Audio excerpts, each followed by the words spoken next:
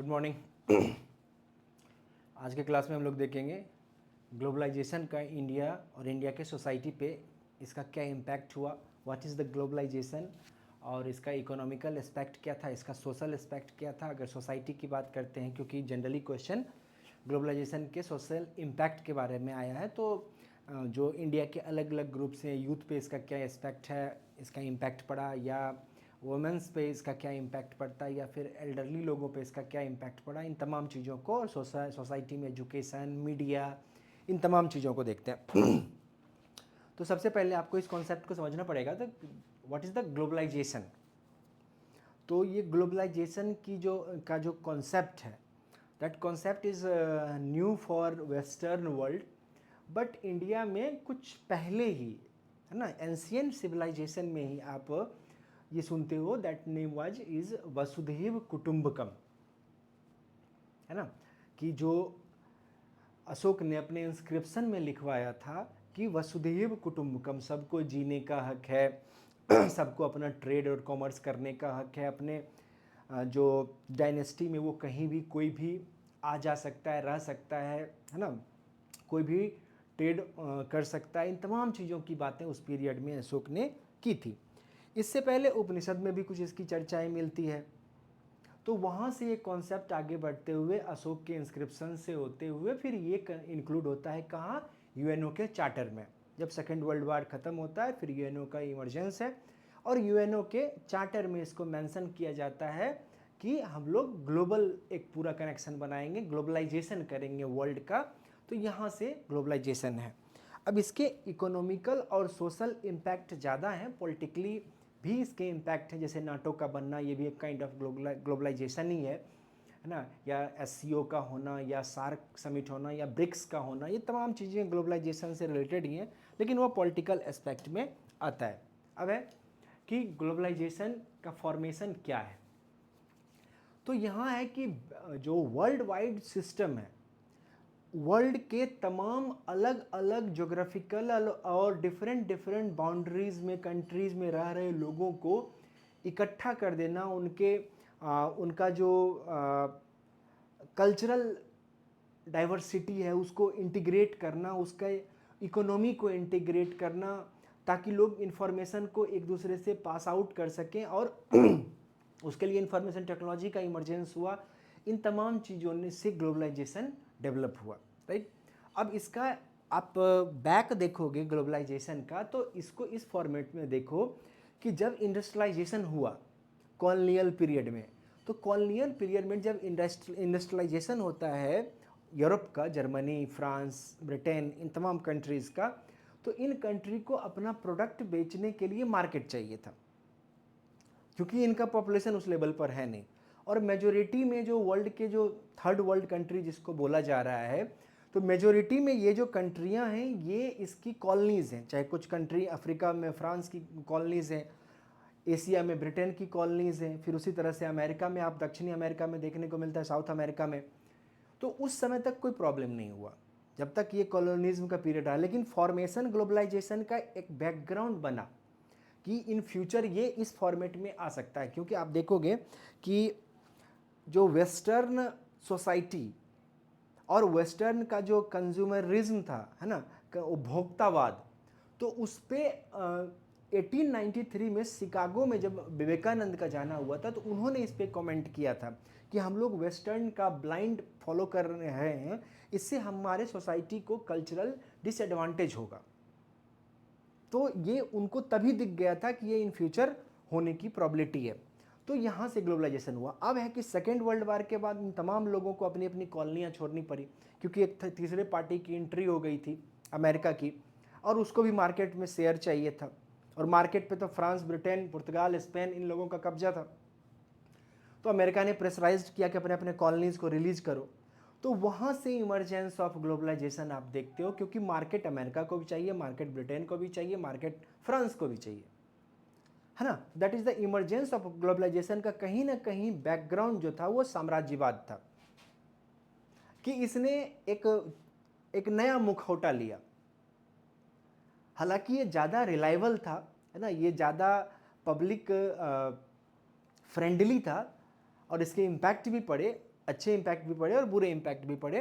तो that is the basic nature of globalisation कि आज हम लोग अमेरिका में हो रहे किसी इंसिडेंट से अपने आप को इंटरलिंक कर पाते हैं और इंडिया में हुए किसी इंडिविजुअल के किसी इंसिडेंट से सोशल मीडिया के थ्रू अमेरिका के लोग इंटरलिंक कर पाते हैं। That is the impact of globalisation, है ना। तो यहाँ से ये फॉर्मेशन शुरू होता है। तो अब क्वेश्चन यहाँ पे आता है मामला कि डिफिनीशन और कॉन्सेप्ट में थोड़ा एकेडमिक हो जाते हैं।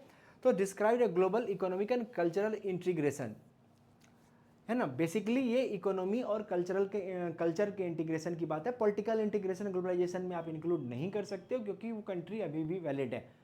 बियॉन्ड द बाउंड्री इंसान अभी भी नहीं गया है, हर देश के पास अपनी एक बाउंड्री है। तो इसमें क्या है कि ग्लोबल इकोनॉमी और कल्चरल इंटीग्रेशन हुआ, है ना। लोगों के बीच सामानों का आदान प्रदान होता है, एक्सचेंज ऑफ गुड्स होता है, सर्विसेज होता है ना, नॉलेज का एक्सचेंज होता है, या फिर लोग माइग्रेट कर पाते हैं वर्क के लिए एक कंट्री से दूसरे कंट्री में। तो ये ग्लोबलाइजेशन को बेहतर तरीके से डिस्क्राइब करता है। इसके अलावा अब ग्लोबलाइजेशन को डिस्क्राइब करने के लिए आप देखोगे कि कुछ फिलोसोफर भी हैं, है ना। एल्बरो, रॉबर्टसन, एडिन गिब्सन और वाटर्स। तो इन लोगों ने ग्लोबलाइजेशन को अलग अलग फॉर्मेशन में डिफाइन किया है। जैसे कि एल्बरो कहता है कि integration of people into a global society, integration of people into a global society, कि हम लोग क्या कर रहे हैं कि लोगों को एक ग्लोबल सोसाइटी में इंटीग्रेट कर रहे हैं, राइट। जितनी भी डाइवर्सिफाइड सिविलाइजेशंस थे,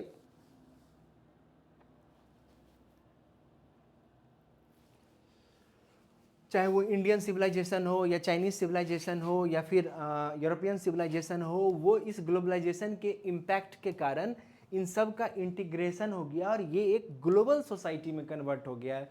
और इसका असर आपको दिखता है कि सच में ये ऐसा हुआ भी है। हमारा जो खान पान है, या ना फूड हैबिट्स है, या जो हमारा क्लॉथिंग स्टाइल है, ये चेंज हो गया कि अब यूरोप के लोग भी जान रहे हैं कि शेरवानी क्या होती है, साड़ी क्या होता है, और वहाँ भी लोग चिकन टिक्का मसाला खा रहे हैं।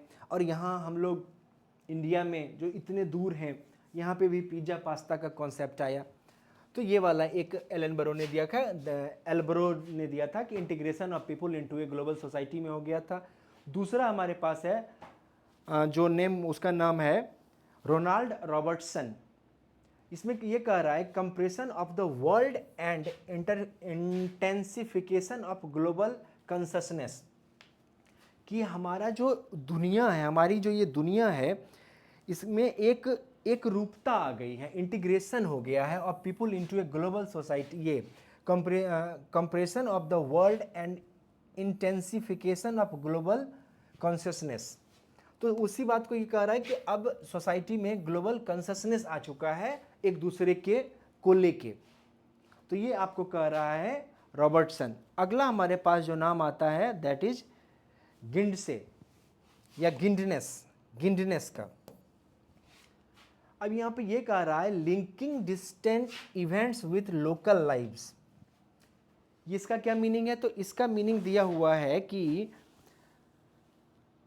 जब कोई इंसिडेंट जैसे ब्लैक लाइव मैटर्स हुआ, जैसे कि आप देखते हो क्या जैस्मिन रेवोल्यूशन हुआ था ट्यूनेशिया में। तो ट्यूनेशिया में ये अराउंड कहानी होगी 2008 या 9 की। तो ट्यूनेशिया अफ्रीका का एक कंट्री है, मिस्र है, मिस्र के बाद लीबिया है, लीबिया के पास एक छोटी सी कंट्री है मेरिडियन सी से लगा हुआ ट्यूनेशिया। वहाँ पे क्या हुआ कि इन्फ्लेशन बहुत ज़्यादा बढ़ गया। इन्फ्लेशन बढ़ने के कारण, ये मैं बता रहा हूँ, इसमें गिंडेस ने जो कहा था कि distant events with local lives, तो वहाँ पे वो हाई इन्फ्लेशन के कारण उसने सुसाइड कर लिया। वहाँ से स्टार्ट होता है जैस्मिन रेवोल्यूशन, वो ट्यूनेशिया में हुआ। पावर, जो सत्ता में लोग थे, पावर में जो पार्टी थी, उसको रिप्लेस कर दिया गया, पब्लिक ने टेक ओवर कर लिया। फिर ये मामला आगे बढ़ते हुए लीबिया पहुंचा, फिर ये मामला आगे बढ़ते हुए सीरिया पहुंचा, फिर ये आगे बढ़ते हुए पूरा अरबिक एरिया में फैल गया, है ना, जिसको कहते हैं जैस्मिन रेवोल्यूशन। और वो उसी का एक आप सीक्वेंस देखते हो कि 2012 में एंटी करप्शन मूवमेंट को लेके अन्ना हजारे का मूवमेंट होता है इंडिया में। तो कहीं ना कहीं ये जो 4-5 सालों में डेवलपमेंट हुआ वर्ल्ड वाइड पब्लिक रिवोल्ट को लेके, पब्लिक जो डिससेटिस्फैक्शन था उसको लेके, तो ये एक तरह से यही मैटर को वेरीफाई करता है कि linking distant events with local lives, कहीं की घटना कहाँ तक पहुँच जाती है ये देखने को मिलता है। अब है कि डिक्लाइन, ये जो है वाटर्स ही कह रहा है decline of geographical barrier in social political and economic life. Geographical barrier टूटता हुआ दिख रहा है या टूटता है ग्लोबलाइजेशन से।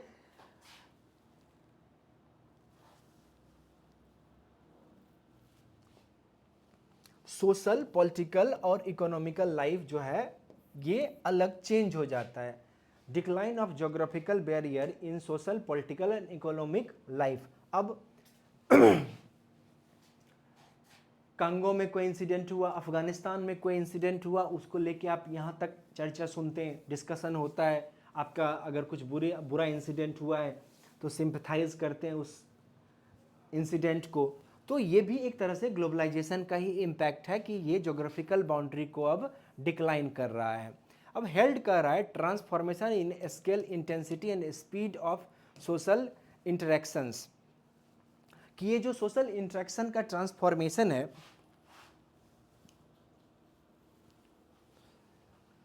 इसकी इंटेंसिटी, स्पीड और सोशल इंटरेक्शंस काफ़ी तेज हो गया है ना, काफ़ी इसको ये इम्पैक्ट कर रहा है सोसाइटी को। तो ये ग्लोबलाइजेशन को लेके अलग अलग फिलोसफर्स ने अलग अलग थ्योरी दी थी। अब है कॉमन फीचर्स ऑफ ग्लोबलाइजेशन। इसमें है कि आप ग्लोबलाइजेशन का जो डेफिनीशन है ना, इसके बारे में अलग अलग तरह का क्या बोलते हैं उसको, कॉन्ट्राडिक्शन है ना। इसका कोई एक स्पेसिफिक डिफिनीशन नहीं दिया गया है, कि इसको डिफाइन करना काफ़ी डिफ़िकल्ट हो जाता है।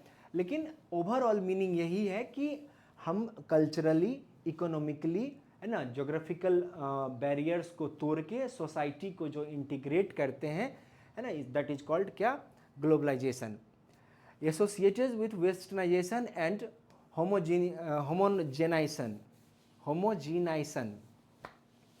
तो एक तो हम लोग वेस्टर्न का भी, चूंकि वेस्टर्न का इम्पैक्ट ज़्यादा है, तो एक तो वेस्टर्न का इम्पैक्ट भी हमारे ऊपर पड़ा है, लेकिन उसके अलावा भी हम अपना इम्पैक्ट भी इसमें डालते हैं। फॉर एग्जांपल जीन्स और कुर्ता, कि वेस्ट से जीन्स लिए और इंडिया का कुर्ता था तो जीन्स और कुर्ता का कम्बिनेशन भी हुआ, तो ये ग्लोबलाइजेशन का एक इम्पैक्ट है। एक तो हम लोगों ने वेस्टर्न से लिया जीन्स, और एक हमारा होमोजीनस प्रोडक्ट था, तो ये हमारा होमोजीनस है और ये एक वेस्टर्न से है, ये एक फ्यूजन बना, है ना। तो that is the associated with westernisation, और ये होमोजेनाइजेशन में बात कर रहा है। अब है प्रमोट्स ए बॉर्डरलेस वर्ल्ड्स और ग्लोबल विलेज, है ना, वसुधैव कुटुंबकम वाली कहानी। Encourage for freedom of capital, product, service and labour.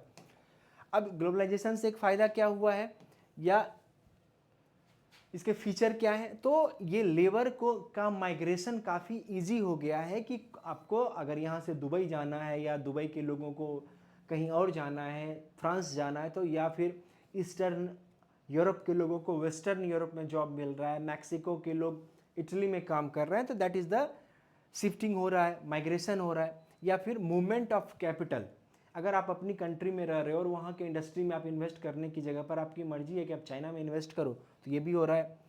Product में तो आप देख रहे हो कि वर्ल्ड वाइड प्रोडक्ट, हर कंट्री में दुनिया के हर हिस्से से प्रोडक्ट आ रहा है। हम लोग जो सस्ते वाले कपड़े खरीदते हैं वो बांग्लादेश से आता है, इलेक्ट्रॉनिक्स का सामान चाइना से आता है, जो गूगल, एप्पल, ये सारी चीज़ें अमेरिका से हैं, फ्रांस से हम लोग राफेल ले रहे हैं, रसिया से हम लोग ऑयल ले रहे हैं। तो दैट इज़ द पॉइंट कि प्रोडक्ट, सर्विस, कैपिटल, सर्विस हम लोग अमेरिका को दे रहे हैं, सॉफ्टवेयर बेच रहे हैं, यूरोप को सॉफ्टवेयर बेच रहे हैं। तो ये encourage for free movement of capital, product, service and labour. तो ये ग्लोबलाइजेशन के कॉमन फीचर्स में से एक ही आता है। Leads of externalization of culture and consumer habits. इसमें क्या हुआ कि कंज्यूमर हैबिट्स जो है उसका एक्सटर्नाइजेशन हो गया है। अब आप यूरोपीय मापदंड पर, है ना, यूरोपीय स्केल पे आप चीज़ों की डिमांड करते हैं कि अगर कोई वेजिटेरियन प्रोडक्ट है तो उसमें ग्रीन सिंबल होना चाहिए, नॉन वेजिटेरियन प्रोडक्ट है उसमें थोड़ा सा भी कुछ ऐसा यूज किया गया है तो उसमें आप रेड बिंदी लगा होता है तो वो आप करें। या फिर कल्चर में भी ये हुआ है, वेस्टर्नाइजेशन हो गया है, driven by media, technology and capitalism. तो ये जो ग्लोबलाइजेशन है, इस ग्लोबलाइजेशन को सबसे ज़्यादा ड्राइवन कौन कर रहा है? तो मीडिया कर रहा है। और कौन कर रहा है? टेक्नोलॉजी कर रही है, आईटी, इंफॉर्मेशन आप देख रहे हो, इंटरनेट, तमाम चीज़ें। और कैपिटलिज्म कर रहा है, क्योंकि कैपिटलिस्ट के लिए सबसे बेहतर सिचुएशन है कि किसी एक जगह पर मान लो आयरन एलॉय मिला है और किसी दूसरी कंट्री में सस्ता लेबर है, तो आयरन एलॉय इस कंट्री से लेगा, दूसरी कंट्री से सस्ता लेबर लेगा, और तीसरी कंट्री जहाँ टैक्सेशन नहीं है वहाँ पे जाके वो स्टील प्लांट लगा देगा। तो उसके लिए सबसे अच्छा चीज़ है ग्लोबलाइजेशन, तो वो इसको प्रमोट करेगा ही करेगा। Creates interdependence among Nations.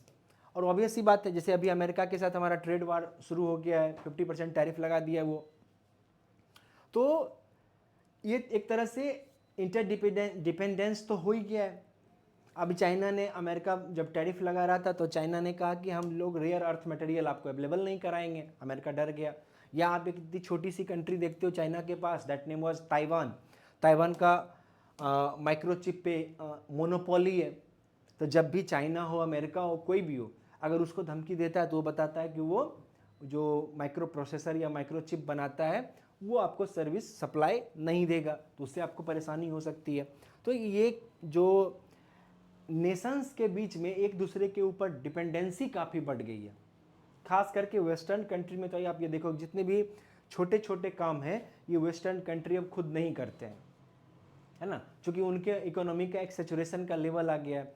जैसे फॉर एग्जांपल अमेरिका में देखोगे कि जितने भी जो एग्रीकल्चरल प्रोडक्ट हैं वो कहीं और से मंगा लेता है, किसी और कंट्री से। राइस किसी और कंट्री से ले रहा है, कॉटन किसी और कंट्री से मंगा लिया।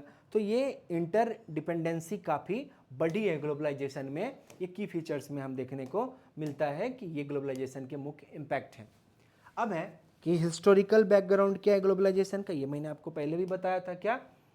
19th सेंचुरी में जब इंडस्ट्रियल रेवोल्यूशन हुआ, औद्योगिक क्रांति हुई, है ना, तो औद्योगिक क्रांति कहाँ? वेस्टर्न यूरोप में हुई। और वेस्टर्न यूरोप में ये क्यों हुई? तो इसके पीछे का आधार बना क्या? एक दूसरे से कंपटीशन, जर्मनी का फ्रांस से, फ्रांस का ब्रिटेन से, इन तमाम लोगों का एक दूसरे से कंपटीशन हुआ अपने कॉलोनीज डेवलप करने के लिए, अपने दुनिया में मैक्सिमम रिसोर्स को टेक ओवर करने के लिए। तो यहाँ से इस कंपटीशन ने इन्वेंशन की नींव रखी कि नई नई चीज़ें इन्वेंट की जाने लगी। फिर जब कॉलोनीज डेवलप हुआ तो कॉलोनीज डेवलप होने के बाद रॉ मटेरियल कॉलोनीज से आ रहा था और यहाँ फाइनल प्रोडक्ट बन रहा था प्लांट्स में, और फिर इस फाइनल प्रोडक्ट को बेचने के लिए मार्केट चाहिए था। तो ये भी एक हिस्टोरिकल बैकग्राउंड बना और इन्वेंशंस ने इसमें बहुत बड़ी भूमिका निभाई। Industrial revolution enabled mass production, है ना, क्योंकि जब प्लांट में बनने लगा प्रोडक्ट तो वो काफ़ी हाई मास लेवल पर बनने लगा। Imperialism expanded markets globally. इसमें क्या हुआ, अगर मान लो उस पीरियड में आप ये देखो 19th सेंचुरी में कि हर कंट्री आज़ाद होता, इंडिपेंडेंट होता, तो हर कंट्री के जो रूलर होते वो या डेमोक्रेटिक हो या मोनार्कियल रूलर हो, तो उस कंडीशन में क्या होता कि ये होने नहीं देता कि आपके प्रोडक्ट को हम क्यों एंट्री देंगे। और फिर ये मास स्केल पे नहीं होता। जैसे कि शुरुआत के इनिशियल डेज में इंडिया में बताया जाता है कि यहाँ के लोग बीड़ी पीते थे, यहाँ के लोग हुक्का पीते थे, और हुक्का प्रायः जो है वो राजस्थान और हरियाणा के एरिया में पिया जाता है। तो जनरली उस एरिया में अफीम की जो प्रोडक्शन था वो होता था, तो उसमें थोड़ा सा डाल दो तो ठीक ठाक नशा आता होगा उन लोगों को। तो यहाँ पे आप जो ये देख रहे हो इंडस्ट्रियल रेवोल्यूशन में इन लोगों ने इसका सब्सटीट्यूट, ये लोग यहाँ के लोग बीड़ी पीते थे, है ना, तेंदुपत्ता या पता नहीं किसका बनता होगा, तो उसका बना के वो पीते थे, राइट, या पान खाते थे। अब इसने इंट्रोड्यूस किया, वेस्टर्न कल्चर ने इंट्रोड्यूस किया, दैट इज सिगरेट। अब इंडियन लोगों को सिगरेट का कोई नॉलेज नहीं है, तो इनिशियल डेज में प्रमोट करने के लिए सरकार ने अलग अलग एक्टिविटी की, कुछ जगह पर फ्री में बंटवाए, लोगों को ट्राई करने के लिए दिया, और आज पूरा इंडिया स्मोकिंग कर रहा है। आज पूरा इंडिया चाय पी रहा है। एंशिएंट में, मेडाइवल में हमारे सिविलाइजेशन को इतना दिन हो गया, है ना, अराउंड मान लो कि ब्रिटिशर्स से आने से पहले अगर मैं काउंट करूं तो 1700 AD तक जब से हमारा सिविलाइजेशन है इन इंडस वैली सिविलाइजेशन, तो लगभग 4000 ईयर तक हम लोग सुबह में उठ के चाय नहीं पीते थे, कोई नहीं पीता था पूरे इंडिया में। ब्रिटिशर्स चाय के साथ ट्रेड करने इंडिया में आए, तो आपको बेचने के लिए वो आपको कुछ तो देना चाहेंगे, तो उन लोगों ने चाय वाला कॉन्सेप्ट दिया, फिर सिगरेट का कॉन्सेप्ट दिया। तो ये इंडस्ट्रियलाइजेशन के कारण ही ये सब संभव हो पाया। तो ये जो कॉलोनीज बसी, इंपीरियलिज्म उस समय जो डेवलप हुआ, इसने फोर्सफुल्ली इन एरिया में मार्केट डेवलप किया, प्रोडक्ट रखा, सस्ते प्रोडक्ट रखे और लोगों को लेने के लिए मजबूर कर दिया। अब है ट्रांसपोर्टेशन का भी रेवोल्यूशन हो गया। क्या? स्टीम शिप्स और स्टीम इंजन डेवलप हो गए। तो इससे क्या हुआ कि ट्रांसपोर्टेशन कॉस्ट एफिशिएंट हो गया और काफ़ी स्मूथ और तेज हो गया। तो इस कारण से भी ये बढ़ा, और इसके जो कॉस्ट कम हुआ इसका, इससे जो फाइनल प्रोडक्ट था उसका भी प्राइस डाउन हुआ, तो सस्ते सामान बिकने लगे। फिर लोग धीरे धीरे इसके एडिक्टेड हो गए और ये सारी चीज़ें हो गई। तो ये हिस्टोरिकल बैकग्राउंड में अगला जो आपको देखने को मिलेगा, ये मैंने आपको बताया अभी जस्ट, कि सेकेंड वर्ल्ड वार के बाद ब्रिटेन के ऊपर, फ्रांस के ऊपर अमेरिका का प्रेशर है। तो अमेरिका का प्रेशर है कि भाई हमको भी मार्केट में शेयर चाहिए। आज इंडिया का जो इतना इंपॉर्टेंस है वर्ल्ड वाइड में, उसके पीछे कारण ये नहीं है कि India is a powerful country, उसके पीछे का कारण है कि हमारा मार्केट, इंडिया का मार्केट काफ़ी लार्ज है और इस पर वर्ल्ड वाइड कंट्री की निगाहें हैं। चाहे वो डिफेंस का मार्केट हो, हम दुनिया के मतलब आई थिंक सेकेंड या थर्ड या फोर्थ डिफेंस बायर में से आते हैं। और हमारा जो एफएमसीजी का मार्केट है, तो नेस्ले हो, कोका कोला हो, इन तमाम चीज़ों की नज़रें, लोगों की नज़रें, या फिर आप यहाँ भी देख रहे हो फेसबुक, यूट्यूब, इन तमाम लोगों का जो है वो यहाँ पे रहता है कि इतना बड़ा एक मास बेस है। तो इसके कारण भी, अमेरिकी प्रेशर के कारण भी ब्रिटेन को मजबूरी में अपनी कॉलोनीज खाली करनी पड़ी, और यहाँ पे ब्रिटेन वुड्स कन्वेंशन हुआ और गैट को एस्टेब्लिश्ड किया गया ट्रेड के लिए। WTO से पहले गैट एस्टेब्लिश्ड किया गया था कि भाई ट्रेड एक दूसरे के बीच में। अब ऐसा नहीं हो कि ट्रेड में पहले क्या हो रहा था कि इसलिए गैट क्यों बनाना पड़ा, कि किसी कंट्री का किसी कंट्री के से झगड़ा हुआ, उसके सराउंडिंग कंट्री, तो इतना उस पर टैरिफ लगा दो कि उसका प्रोडक्ट इन ही ना कर पाए। तो इसको रोकने के लिए ये सारी व्यवस्थाएं की गई ताकि मार्केट में इजी एक्सेस मेंटेन रहे। Rise of international institution like WTO, export trade double global GDP shared by 2001। तो यहाँ पे ये WTO वगैरह बनाया गया। WTO में, अब WTO में प्रॉब्लम क्या हो गया है कि वर्ल्ड ट्रेड ऑर्गेनाइजेशन है, तो इसमें सारे गुड्स को एक ही जगह रख देगा कि कोई भी कंट्री किसी भी कंट्री से किसी भी तरह के का जो एक्सपोर्ट इंपोर्ट है वो कर सकता है, या आप उस पर टैरिफ नहीं लगा सकते। तो एक प्रॉब्लम हो जाएगा। प्रॉब्लम क्या हो जाएगा कि हर कंट्री फिर अपने अपने लोगों को कैसे प्रोटेक्ट कर पाएगी, क्योंकि कुछ कंट्री हाईली डेवलप्ड है, कुछ डेवलपिंग कंट्रीज़ हैं, कुछ कंट्री बहुत पुअर हैं, तो उस कंडीशन में गड़बड़ हो जाएगा। तो इसने कई बास्केट बना रखे हैं, येलो बास्केट, वाइट बास्केट, है ना, ग्रीन बास्केट। तो उसमें नियम बना हुआ है कि किसके साथ किस तरह का ट्रेड करना है।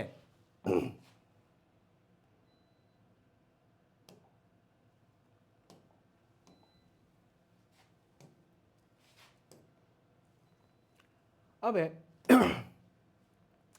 की ड्राइव्स ऑफ ग्लोबलाइजेशन। तो की ड्राइव्स क्या है कि rapid advance in information technology.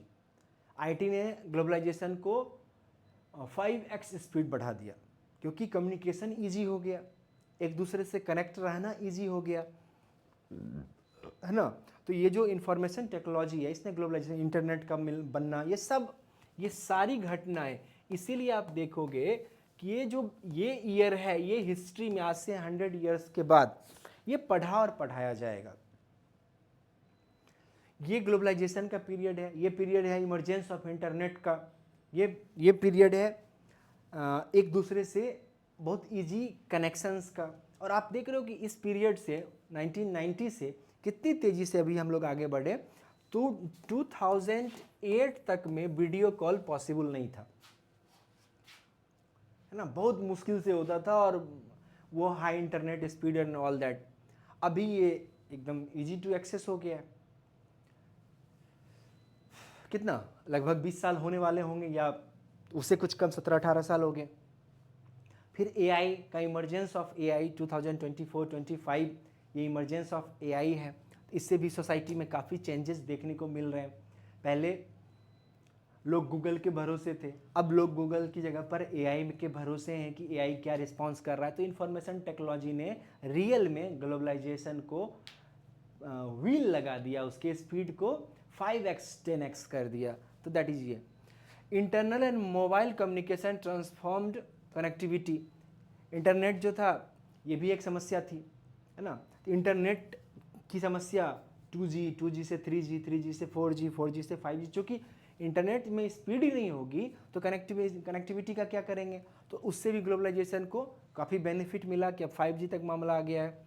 3 बातें होती है, LPG की बातें होती है, लिबरलाइजेशन, है ना, प्राइवेटाइजेशन और ग्लोबलाइजेशन, है ना। तो ये 3 LPG हैं। तो liberalisation of trade and investment policies, ये क्या है। तो जैसे फॉर एग्जांपल आप समझो इस बात को कि जब हमारे कंट्री को इंडिपेंडेंस मिला था ब्रिटिशर्स से, ईस्ट इंडिया कंपनी से, तो उस कंडीशन में जो जितनी भी यूरोपीय कंट्रीज हैं या अमेरिका है वो हमारे यहाँ इन्वेस्ट करने को रेडी थे। अब उसमें प्रॉब्लम क्या था कि हमारा एक इमर्जिंग मार्केट है, राइट, हमारा एक इमर्जिंग मार्केट था। अब प्लांट लग गया, स्टील बनने लगा और हमें बहुत अधिक मात्रा में स्टील चाहिए थी। अब उस कंडीशन में क्या है कि वो प्लांट अमेरिका ने लगाया, स्टील का प्रोडक्शन अमेरिका कर रहा है, हमारे गवर्नमेंट से सस्ते दामों में वो रॉ मटेरियल ले रहा है, हमारे यहाँ पॉल्यूशन हो रहा है, हम पब्लिक को एम्प्लॉयमेंट भी मिल रहा है और हमें स्टील भी मिल रहा है, बट प्रॉफिट अमेरिका चला जाएगा। इसको रोकना था कि ईस्ट इंडिया कंपनी, ब्रिटिश से हमें आज़ादी मिली, इंडिपेंडेंस मिला और हम जाके अमेरिका और जो प्राइवेट कंपनी के गोद में बैठ जाते। तो इससे बहुत बड़ा ब्लंडर हो जाता कि कंट्री हमारी है लेकिन हम कभी रिच नहीं हो पाते। तो हम लोगों ने बैरियर्स बनाए कि नहीं, अभी हम लोग प्लांट लगाएंगे, इंडियन गवर्नमेंट प्लांट लगाएगी, जिसको आप कहते हो नवरत्ना, मिनी रत्ना, है ना। तो उस तरह के ONGC हो गया, इंडियन ऑयल हो गया, या फिर मान लो सेल, भेल, गेल, इन तमाम चीज़ों को आप जानते हो, ये बड़ी सारी कंपनियां हैं। तो इन गवर्नमेंट ने बैरियर लगा दिया। अब बैरियर टूटा कब, तो बैरियर टूटा 1990 में, जब हमारे पास इकोनॉमिकल क्राइसिस आई। तो वेस्टर्न कंट्री ने हमारे ऊपर, यूरोप ने, अमेरिका ने प्रेशर बनाया कि आप लिबरलाइजेशन को एक्सेप्ट करो। क्या है लिबरलाइजेशन, जो लाइसेंसिंग पॉलिसी है उसको आप चेंज करो, आप फॉरेन इन्वेस्ट को आने दो, हर फील्ड में आने दो। तो 1990 तक एक तो हमारा फाइनेंशियल क्राइसिस चल रहा था और दूसरा हमारी इकोनॉमी ठीक ठाक सिचुएशन में थी कि अब कोई लूट के नहीं भाग जाएगा। हमारे इंडस्ट्रियलिस्ट भी डेवलप हो गए थे। आज़ादी के टाइम में हमारे पास टाटा, बजाज, इसके कुछ और लोगों के अलावा, गोदरेज, इन लोगों के अलावा बहुत बड़े बड़े इंडस्ट्रियलिस्ट थे भी नहीं। और पूरे इंडिया में हर तरह के प्रोडक्ट की ज़रूरत थी, कुछ भी बनाते तो बिकता ही। जैसे अभी AI के साथ हो गया है, जैसे अभी रील्स के साथ हो गया है, कुछ भी बनाओ कोई ना कोई देखेगा ही। AI में है कि कोई भी एक छोटा मोटा किसी प्रॉब्लम को सॉल्व करने वाला AI बना दो, चल जा रहा है। तो उस पीरियड में ये था कि हमें स्टील भी चाहिए था, हमें क्लॉथ्स भी चाहिए थे, हमें रेलवे का इंजन भी चाहिए था, हमें रेल ट्रैक बनाना था, इलेक्ट्रिसिटी को डेवलप करना था, इन तमाम काम करने थे।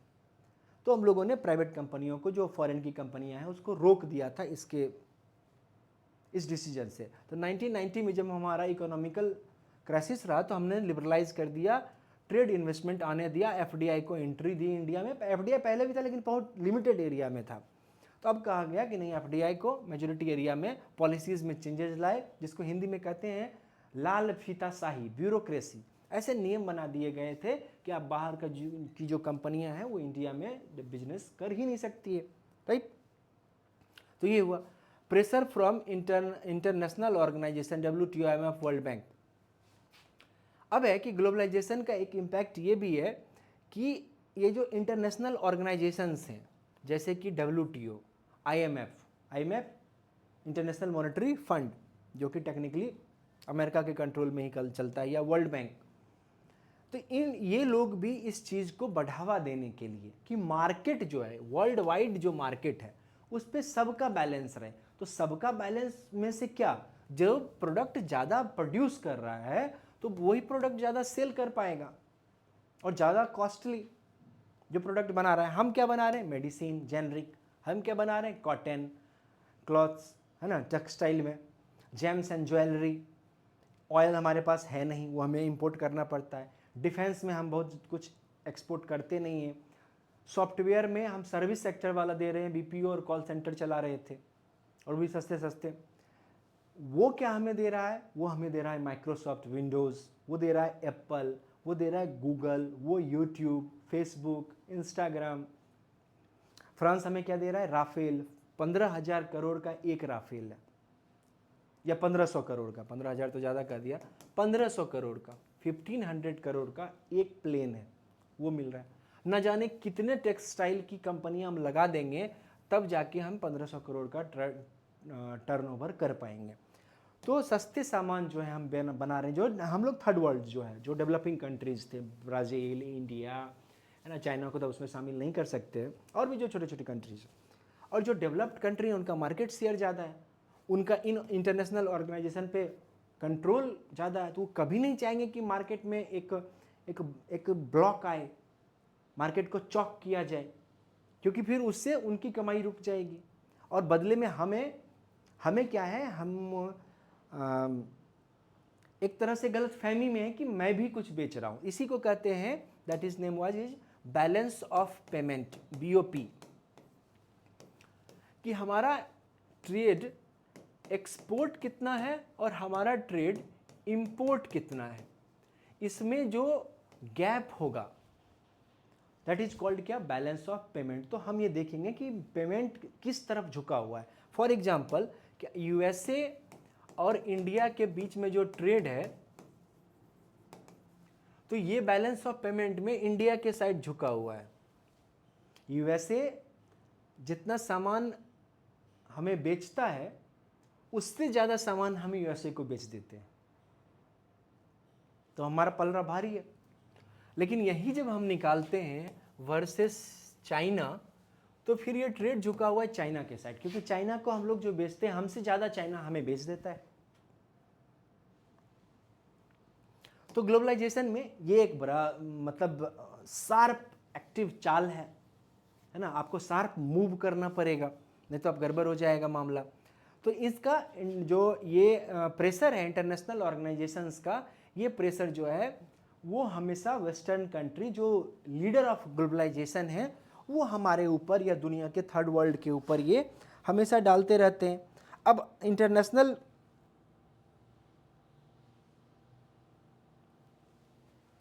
ठीक है, अब कह रहा है कि ड्राइव्स ऑफ ग्लोबलाइजेशन में कि migration and labour mobility encourage cross cultural exchange. यहाँ के लोग सऊदी गए, तो वहाँ से वो बखलावा सीख के आए कि बखलावा कैसे बनता है। सऊदी के लोग फ्रांस गए, तो वहाँ से कुछ और उन्होंने कल्चरली सीखा। फ्रांस के लोग इटली गए, तो वहाँ से पिज्ज़ा सीखा। इटली के लोग अमेरिका गए, तो वहाँ से बर्गर सीखा। तो दैट इज़ द, ये माइग्रेशन ऑफ लेबर के साथ साथ क्या हो रहा है कि क्रॉस कल्चरल एक्सचेंजेज हो रहे हैं। अब हम उनकी सोसाइटी को भी समझते हैं और वो हमारी सोसाइटी को भी समझते हैं, है ना। हाँ, ये अलग चीज़ है कि उनकी सोसाइटी का वैल्यू सिस्टम अलग है, हमारी सोसाइटी का वैल्यू सिस्टम अलग है। तो पहले क्या था कि हम साफ निगलेक्ट कर देते थे, और वो भी हमें साफ निगलेक्ट कर देते थे, बट अब ये पीरियड नहीं रहा। अब यहाँ पे ये हो गया है कि एक दूसरे को इग्नोर नहीं कर सकते। ग्लोबल सप्लाई चेन इंट्रोड्यूस्ड ए economics, global supply chains interconnected economics. अच्छा, इंटरकनेक्टेड लिखा हुआ है, एक्चुअली क्या है ना कि बोर्ड पे ये लाइट आती है तो बहुत सारे वर्ड्स दिख नहीं पाते, तो इंटरकनेक्टेड है, ठीक है। तो ग्लोबल सप्लाई चेन क्या, कि global supply chain interconnected economics, तो एक कंट्री से दूसरे कंट्री में सामान जा रहा है, और वहाँ से फिर वो किसी थर्ड वर्ल्ड में जा रहा है, वहाँ से किसी फोर्थ वर्ल्ड में जा रहा है। तो ये मूवमेंट भी ग्लोबलाइजेशन को बढ़ावा दे रहा है। दैट इज कॉल्ड क्या, ग्लोबल सप्लाई चेन। जैसे फॉर एग्जांपल मैं आपको बताऊं कि साउथ अफ्रीका से वो लिया, गोल्ड लिया, उस गोल्ड का बनाया मैंने ज्वेलरी इंडिया में, और बेचा कहाँ, फ्रांस में, बेचा कहाँ, ब्रिटेन में, बेचा कहाँ, अमेरिका में। तो ये सीक्वेंस बन गया, राइट। अब कह रहा है कि MNC मल्टीनेशनल कंपनी जो है facilitated spread of products world wide. अब लेज जो है, अब फॉर एग्जांपल आप लेज खाते हो या फिर कुछ भी कुरकुरे है या जो भी इस तरह का प्रोडक्ट है, तो ये आपको मोटे मोटे तौर पर वर्ल्ड वाइड जो भी ठीक ठाक कंट्री है, अब इथोपिया और नाइजीरिया की कहानी लेके मत आओ, बट साउथ अफ्रीका है, केनिया है, दुबई है, आप कहीं भी जाओगे तो ये मिल जाएगा सेम प्रोडक्ट सेम फ्लेवर के साथ। तो ये जो MNC कंपनियां हैं ये काफ़ी स्प्रेड फैसिलिटेट कर दी है, प्रोडक्ट को वर्ल्ड वाइड फैला दिया। तो इससे भी ग्लोबलाइजेशन ड्राइव हुआ। तो इन तमाम चीज़ों ने ग्लोबलाइजेशन को एक पुश दिया, एक सपोर्ट सिस्टम अवेलेबल कराया। अब आता है हमारे पास थ्योरी ऑफ ग्लोबलाइजेशन का, उसको देखते हैं।